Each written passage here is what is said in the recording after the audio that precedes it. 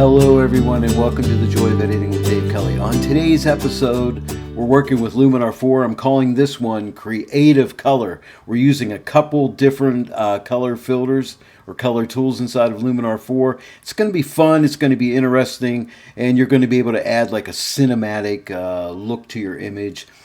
This is also known as color grading when you're working with different colors and changing up the color style of your image. So, hey, let's get into this. Let's get started now. I'm starting out here in Photoshop, but you could start out right in Luminar 4 as well. But this is my workflow, so I'm going to show this to you. But either way, it would work. I duplicated my background layer so I can work non-destructively. I'm going to come up to Filter and open up Luminar 4. I'm looking mainly at two tools inside of Luminar 4 today, and that's the Color Styles LUT tool or lookup tables and the color tool.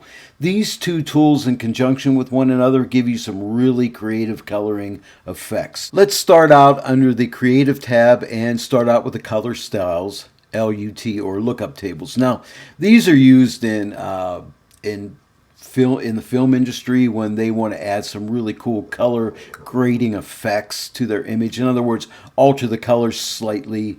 For instance, in a movie, if they want to show somebody that's happy, they might have warmer tones. Or if they want to show somebody depressed, they might have cooler tones and things like that. So it just adds, color can add a lot of drama and impact to the image. And we're going to explore that today. We're going to start out with these lookup tables here, okay? So basically in here we have three sliders: amount, contrast, and saturation. Very easy to work with, and we also have some masking capabilities here. And this first section right here says choose LUT or the lookup table. It's a drop-down menu, so click it. And inside of here, Luminar have given us all these wonderful lookup tables to work with. Okay, like here's Anaheim, Bakersfield. These are cinematic tonings right here in this first section, Long Beach. And see how the colors alter when I go over them? They're really beautiful, and they can take your image into a whole new direction. We're going to combine the color tool with this to get some really nice effects.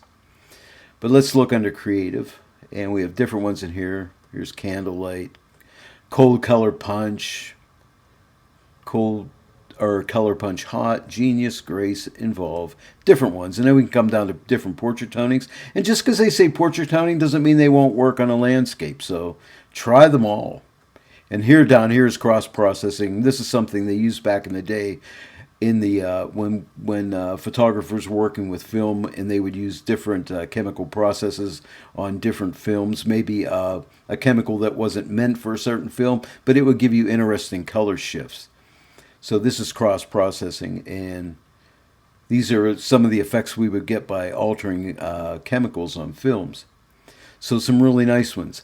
And let's just come back up to the top, because I thought I saw one here that I really liked. I think I liked Long Beach, Palm Springs.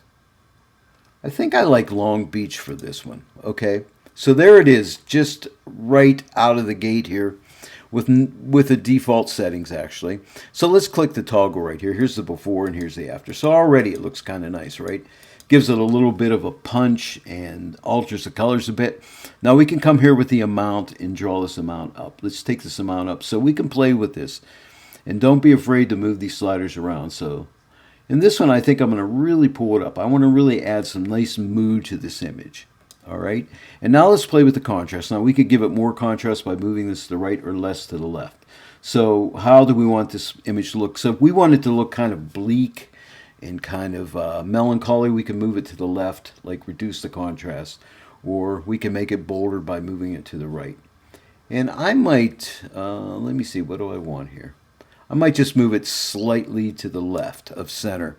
And then we can play with the saturation. We can desaturate it and give it a different look, or we can increase the saturation and give it more saturation. Okay, and this is dealing with the saturation of the actual LUT or lookup table. So let's find something that we kind of like, and I want it to be somewhat colorful, but right around in there. Now I'm going to show you something very fun. If you come here to Edit Mask, and I love doing this, come down here to where it says Luminosity and click that and watch what happens. It's going to create a luminosity mask, and right now it's applying it just to the lighter tones of the image. All right. So let me click this toggle so you can see the before and the after. But notice it's only adding it to the lighter tones of the image. Now, I can increase the amount if I want to, but that alters the look, right? Or I could come to this layer mask right here, right-click it with my mouse, and invert it. And when I invert it, it's going to add it to the all the shadowy type tones of the image. Okay, so it will take that effect off the highlights. So when I wasn't using a luminosity mask, it was adding the LUT to the entire image. So that's kind of cool, right? So say, for instance, we want to add it to just the shadows, and I like that. Now let's take this amount and pull it back. And now we're only adding it to the shadow tones of the image. And let's play with our contrast a little bit here. And maybe, yeah, maybe something like that. Now let's click the toggle here. And that's looking pretty good. Now, nobody said we can't add another LUT on top of this, okay? So let's do that. Let's get creative today. Let's come up here to Layers, and let's add a new adjustment layer. Let's come back to the Creative tab, and let's add another LUT. Let's double these LUTs up. Hey, there's no photography police coming in here to stop us. Okay, so maybe something like Riverside looks good, but let's go down to the creative section. Find something in here maybe that we like. And actually, I kind of like that one, Grace. So let's click on Grace. Now let's play with the amount here. Let's give it more or less. I think I'm going to give it some more. Maybe right around in here. Now let's play with the contrast. This time I might give it a little bit more contrast. Now let's the saturation. So more saturation. Let me take the saturation down a little bit, because now what I'm going to do next is play around some more. I'm going to go up to, not layers, but I'm going to go to back to the essentials, and now we're going to open up the color tool here, and we're going to start playing around with color. Before we start playing with color, let's click on the split screen here and see where we've come. So we've come from here and we've went to here. So pretty cool, huh? I'm really liking this effect on here, and it's looking rather nice, I think. So I'm going to click split screen again and go back to the edit. Now let's play with the color. I love the color tool, and I just did a video on that, and hope you saw that one. Anyway, let me see. So we could play with our saturation. We could decrease it. We could increase it. I'm just going to leave it at 0 for now, because what I want to do is come down here to advanced settings, and I mainly want to work in here. So I'm looking at different colors. So I'm going to say I want to just pick and choose different colors, like say these grasses, these yellows in here. Let's pick yellow and see what happens if I desaturate those yellows. See if that is the color. Yeah, see that? So what if I just wanted to start desaturating those yellows a little bit? And today it's all about creative color editing, okay? So I'm going to alter those a little bit. Now let me play with their hue a little bit here. Maybe I'll warm their hues up. Yeah, I like that. I'm going to warm that hue up a little bit. Now we can play with the luminance there, lighten it or darken it. Now if it's lighter, our eyes are going to be drawn to it. So I may want to keep our viewer from looking too much there, but more into the actual buildings. So I might pull back the luminance there a little bit. And that's looking kind of nice. Let's click this toggle, before and after. So really nice. That's toned that down. Let's play with some other colors. Let's play with some oranges. And a good way to really isolate your color is to take the luminance, pull it up, pull it back. You can see where that color is sitting, okay, in all those buildings. So, and by the way, if you ever want to get these sliders back, just double click on the actual circle right there. I think you can double click the name too. Yeah, either the name or the circle on the slider. So let's play with the saturation. Do we want those oranges more saturated or less saturated?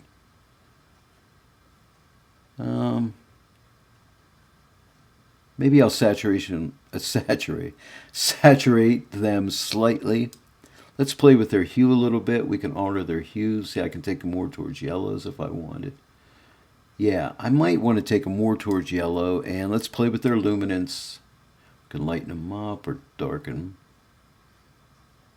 I might just slightly lighten them a little bit. Now let's play with some of our red tones. And just have fun here. Play with your colors. You know, it's like your coloring box of crayons here. So you can get in here and play around. Now let's see where those reds are sitting. Okay, so we can see where the reds are sitting at. I'm just going to double click this. Now let's play with the saturation. Do I want to increase those reds to make the eye go to those reds? Yeah, I might want to increase those reds just a little bit, not too much. Now let me play with their hue a little bit. Get them more into the redder tones. Maybe somewhere around in there. Now let me pull the saturation back a little bit. Maybe now I'll even take it back a little bit more. And now let's play with the luminance. And do I want to lighten it up? I don't want it too light, actually. Maybe somewhere right around in there. Any other colors I want to play with? How about some of this blue in the water? Now, I do like that blue. That is really kind of pretty, I think. Did I play with yellow? Yeah, I did play with yellow. Let's play with that blue. And let's take the blue saturation and turn it up or pull it back. Okay. That's right in the center. Let's give it just a slight bit more of saturation. Let's play with the luminance. Let's lighten it up a little bit. And we want to play with the hue at all. Yes, I always want to play. I'm going to play with that hue a little bit. Not much, because I think it looks good. And actually, no, I'm going to play, but I stopped. I said no. I'm going to leave it right where it is at 0.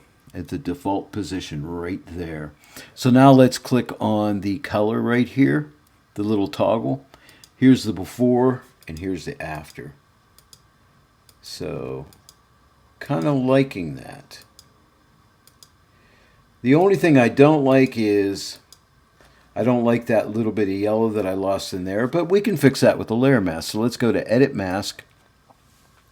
Let's get a brush and want to make sure we're on erase, and that's a decent sized brush. I'm going to use my left bracket key just to make it a little bit smaller. Softness is at 100%, opacity is 100%. I'm just going to erase it off of there. See, just like that, we can fix it and get that color right back in there, because I like that color right there. Okay, so now let's toggle. Here's the before, and here's the after.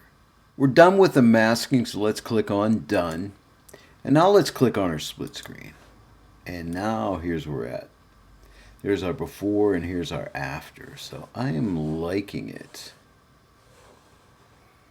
It's looking really cool. Let's click this again. And here's the overall before and after, before and after. This is a good time to take a pause and study your image. And as I do that, I notice this water and sky is a little bit light for this image. So what I'm going to do is come up here, add a new adjustment layer, come to the Essentials tab, and come to Light.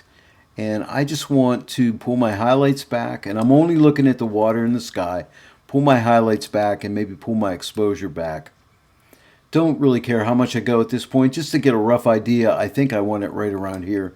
Then I'm going to come to Edit Mask, get a brush, and make sure I'm in the Paint Plus, so I want to add. And I'm going to make my brush bigger. I'm going to use my right bracket key. And softness is at 100%, opacity is at 100%. And now I'm just going to come in and paint that adjustment with a nice soft edge over this entire top portion of the image here. And make sure I come into here. And that feathering is going to let it blend in nicely on the edges. Okay, and then we can click on this little eyeball here and we can see the mask right there. So I think it's looking good. All right, so I'm going to go ahead and click Done. But now what I want to do now is see if I like where I have it adjusted. So, do I want to take it darker? Actually, I'll probably lighten it up a little bit. And let's play with the highlights here. Maybe I'll pull the highlights down just a little bit. Yeah, I just want it to be balanced out. I don't want it to be unbalanced. I think is a good word. Right about there, I think looks pretty good. Now let's click this eyeball. Here's the before and here's the after. All right. And then we can also come to this layer right here and click the checkbox and see before this adjustment and after this adjustment. And yes, I think it helps. And you also have this adjustments amount too. If you needed to make some further tweaking, you can pull back on this a little bit, you know, and get it looking just about the way you need it to look. So I'm thinking maybe right around there. Let's try this. Let's click this checkbox before and after.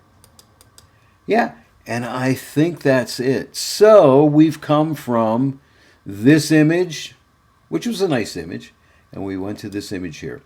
Oh, by the way, I'll link this image in the description below in case you want to follow along with me.